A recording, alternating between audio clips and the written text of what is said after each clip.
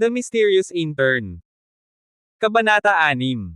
Tanong ni Brian Ye, ano pong problema, Nurse Olga? May kamag-anak po ba kayong gustong mag-apply para mag-aral sa ibang bansa? Pagkatapos magtanong, nag-alinlangan sandali si Brian Ye. Hindi na hinintay na sumagot si Nurse Olga sinabi niya ulit, kung gusto pong mag-aral ng ibang kurso, mas mabuti sigurong magpalit ng paaralan.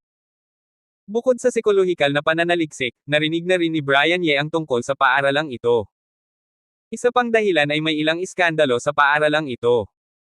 Parang may hinala na nakikilahok sila sa pandaraya sa mga dayuhang estudyante. Sabi nila, basta't magbibigay ng sapat na pera ang mga estudyanteng iyon, makukuha nila ang kanilang diploma at makakauwi na. Kahit hindi siya sigurado kung totoo ba ang bagay na ito o hindi, walang basehan ito at maaaring hindi walang dahilan.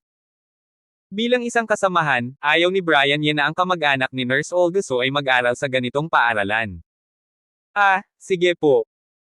Hindi inaasahan ni Nurse Olga na mali ang pagkakaintindi ni Brian Ye, pero pagkatapos ng ilang sandali, tumango siya kasunod ng sinabi ni Brian Ye at nagtanong ulit, saan po ba nag-aral ang doktor na si Brian Ye? Mas maganda po ba kaysa sa University of Kansas? Kaysa sa Kansas? Oxford Medical School at Kansas? Magkapareho ba ang dalawa? Habang nakikinig sa mga sinabi ni Nurse Olga hindi napigilan ni Brian Ye na mapangiti ng bahagya, mas maganda po siguro. Ano po bang pangalan ng paaralan ninyo? Nang marinig ang mga sinabi ni Brian Ye, medyo gumaan ang loob ni Nurse Olga Mas maganda kaysa sa Kansas, at dapat mas magaling ang mga kasanayan sa medisina kaysa kay Dr. Wang. Pagkatapos ng matagal na panahon, nakita na rin niya ang isang pag-asa kay Brian Ye. Hindi ko nasasabihin ang pangalan. Ngumiti si Brian Ye. Tapos madali po bang magbasa? Madali po bang makagraduate? Dahil sa mga sinabi ni Brian Ye, ang loob ni Nurse Olga na medyo napasigla lang ay biglang bumagsak. Wow! Wow! Wow! At hindi man lang niya binanggit ang pangalan ng kanyang unibersidad. Anong klaseng paaralan kaya ito? Ang reaksyon na pumasok sa isip ni Nurse Olga ay parang kay Dr. Thomas Wang, iniisip na ang diploma ni Brian Ye ay dapat na isang magulo at walang kwentang unibersidad. Sa kanyang puso, ang sinabi lang ni Brian Ye na ang unibersidad na pinasukan niya ay dapat na mas maganda kaysa sa University of Kansas. Direkta niyang itinuring na pagyayabang ni Brian Ye. Hindi man lang niya binanggit ang pangalan ng paaralan. Maganda ba ang unibersidad niya? Gayunpaman, patuloy siyang nagtanong na may kaunting pag-asa. Madali naman akong magbasa, hindi naman mahirap makagraduate. Tumawa ng bahagya si Brian Ye. Medyo mapagpakumbaba si Brian Ye. Sa katunayan, mas marami pa siyang nabasa kaysa sa kaya niyang basahin.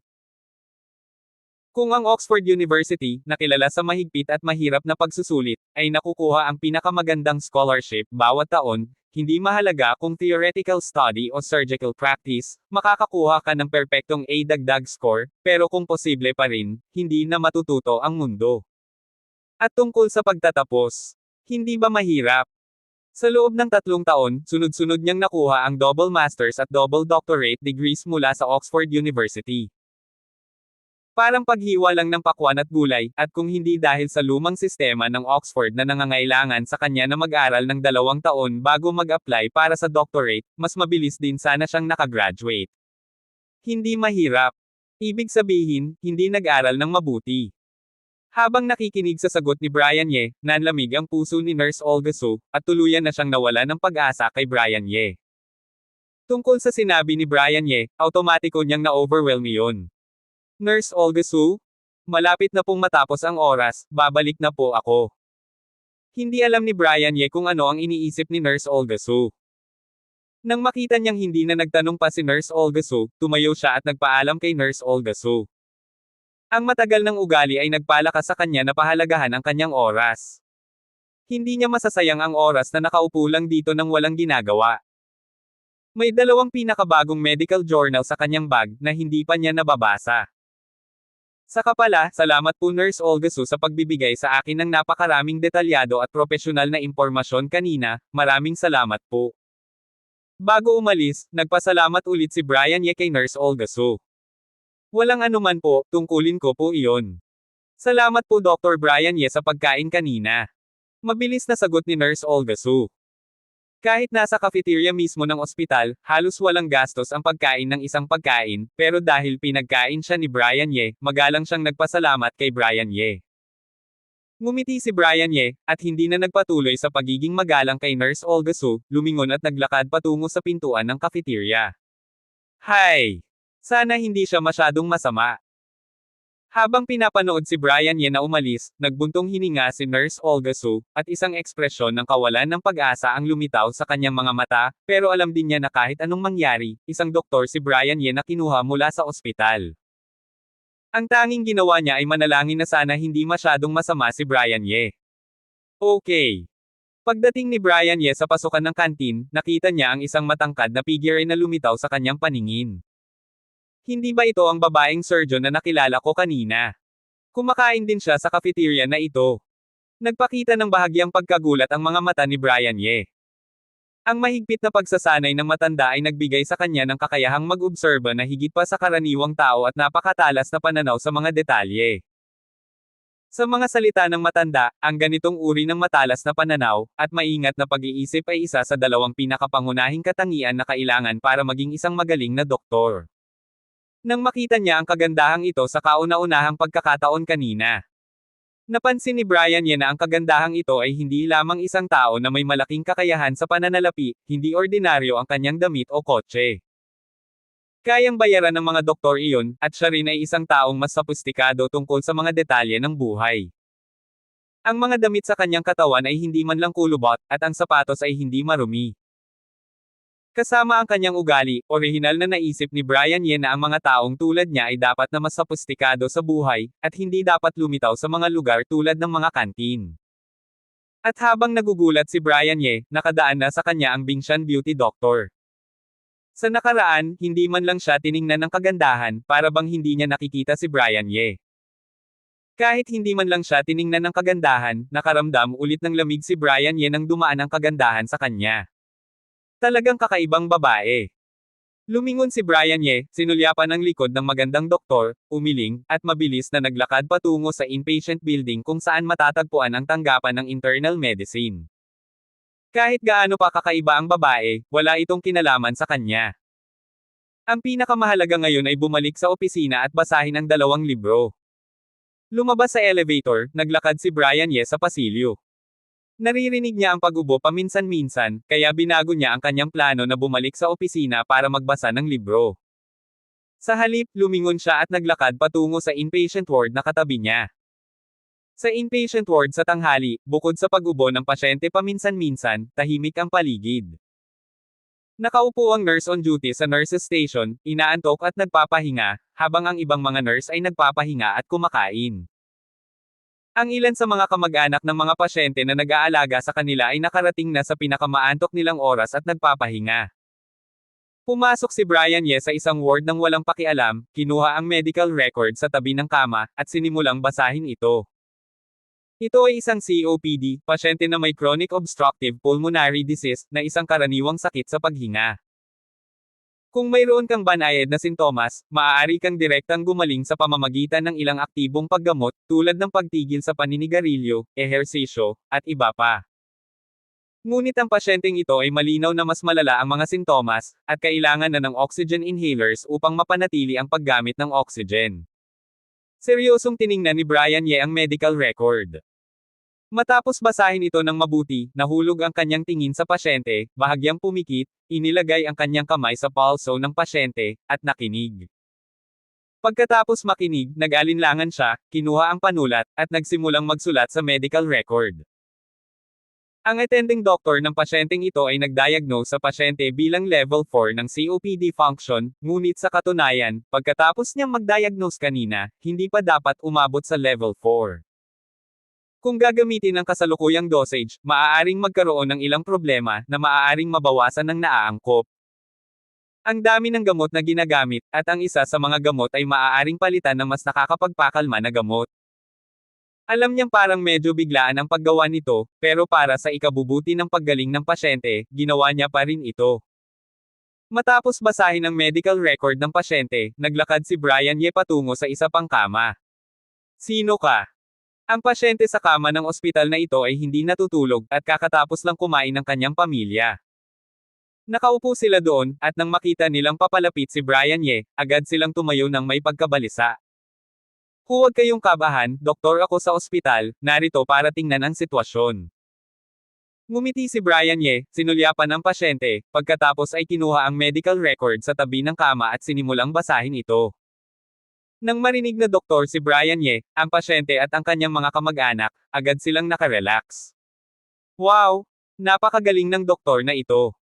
Kung diagnosis man ito, ang treatment plan ay medyo tumpak at medyo banayad. Matapos mag-flip ng ilang pahina ng medical records, agad na nagliwanag ang mga mata ni Brian Ye. Ang ganitong uri ng medical record ay eksakto ang gusto niyang makita. Nang lumabas siya sa elevator kanina, bigla siyang nagkaroon ng ideya na tingnan ang ward. Ang layunin ay makita. Gamit ang mga ganitong medical records. Gusto niyang malaman ang antas ng mga doktor sa bansa, at sa parehong oras ay matuto tungkol sa karanasan ng mga nakarenasang senior physician. Matapos basahin ang medical records, naramdaman ni Brian Ye na napakaliit ng kanyang natutunan. Tinanong niya ang sarili, kung siya ang nasa posisyon niya, dapat niyang maisip ang isang angkop na treatment plan para sa pasyenteng ito, pero hindi dapat siya kasing talino ng doktor na ito kapag nag-iisip ng treatment plan. Talagang hindi mo dapat maliitin ang mga tao sa mundo, ang maliit na ospital na ito ay mayroon ding mga mahuhusay. Matapos basahin ng buo ang medical history ng pasyente, tulad ng dati, pagkatapos suriin ang pulso ng pasyente, at suriin ang iba't ibang data ng pasyente, nagulat si Brian Ye sa kanyang puso. Matapos mag-flip ng medical records, hindi napigilan ni Brian Ye na bumalik sa unang pahina ng medical records. Talagang mausisa siya kung sino ang doktor na ito. Nagdesisyon siya at dapat siyang maghanap ng pagkakataon para kumonsulte sa doktor na ito ng mas madalas kapag bumalik siya. Attending physician, Dr. Thomas Wang. Siya ba iyon? Habang tinitingnan ang tatlong titik na lagda ni Dr. Thomas Wang, nagulat ang ekspresyon ni Brian Ye. Para sabihin ang totoo, kanina, may pakikitungo siya kay Dr. Thomas Wang. Hindi maganda ang impresyon niya kay Dr. Thomas Wang. Isang napakasobrang at makinis na tao si Dr. Thomas Wang, tulad ng makikita sa estilo ng kanyang pananalita. Sa pangkalahatan, ang mga taong tulad ng ganitong uri ng sopistikado at matandang tao ay napakakaraniwan sa mga tuntunin ng propesyonalismo. Hindi masyadong gusto ni Brian Ye ang ganitong uri ng tao. Pero ngayon, mukhang hindi na naaangkop ang konklusyong ito kay Dr. Thomas Wang. Batay sa diagnosis at treatment records at plano ng pasyenteng ito, karapat-dapat na si Dr. Thomas Wang na tawaging eksperto sa kanyang propesyonal na larangan at sa antas ng respiratory medicine. Mukhang may mga exception sa lahat ng bagay. Sa hinaharap para sa ilang tao at bagay, talagang hindi ako dapat manatili sa aking sariling mga limitasyon, at madali akong makagawa ng ilang paghuhusga. Nahiya si Brian Ye sa kanyang puso, at naisip niya ng may kahihiyan. Doktor, kumusta na po ang tatay ko? Nang makita nilang hindi pa gumagalaw si Brian Ye ng matagal, hindi napigilan ng pamilya ng pasyente na kabahan. Ang kalagayan ng iyong ama, walang problema, panatilihin ang isang magandang saloobin, maging positibo at aktibong tanggapin ang paggamot ng doktor, dapat siyang gumaling at makalabas sa ospital sa lalong madaling panahon. Gumaling si Brian Ye at ngumiti sa pasyente at sa mga miyembro ng pamilya. Hindi na kailangang sabihin, ang kahangahangang medical record ni Dr. Thomas Wang ay nagparamdam kay Brian Ye kung ano talaga ang isang propesyon at tunay na naunawaan ang artistic beauty ng isang propesyon. Nagbigay din ito kay Brian Ye ng mga bagong pananaw sa diagnosis at paggamot ng mga sakit sa Department of Respiratory Medicine, at maraming bagong ideya at kaisipan. Ang mga ordinaryong medical records at hindi tamang medical records ay nagpapahintulot din sa kanya na magkaroon ng maraming karanasan. Sige, bumalik sa opisina para magpahinga, magbasa ng libro, at matuno ang ani ko ngayong tanghali. Habang nakatingin sa direksyon ng ward, nakangiti ng may kasiyahan si Brian Ye, nag-inat ng mahaba, at naglakad ng mabilis patungo sa opisina.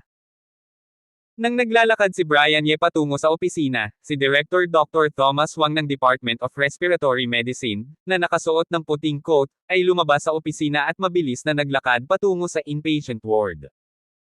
Gawin na ni Dr. Thomas Wang na mag-rounds ng 3 beses sa isang araw, umaga, hapon at gabi. Kahit na siya na ngayon ang director ng Department of Respiratory Medicine at ang ganap na amo ng department na ito, kaya niyang gawing mas relax ang kanyang sarili at i-delegate ang gawain ng round sa mga sumusunod na Deputy Chief Physician para gawin, ngunit pinapanatili niya pa rin ang gawin na ito. Dapat niyang personal na suriin ang silid ng 3 beses sa isang araw. Kahit na ang posisyon ng director at department supervisor ay nagbigay sa kanya ng maraming aura, at nagbigay din sa kanya ng maraming konkretong benepisyo, ang kanyang kita ay mas mataas, at mas maraming tao ang nagpapapuri at nagpapasaya sa kanya. Nakakuha rin siya ng mas maraming respeto. Pero sa kanyang puso, ang doktor ang kanyang unang trabaho, at ang director at department head ay mga kaakibat lamang. Abangan ang susunod pang mga kabanata ng The Mysterious Intern.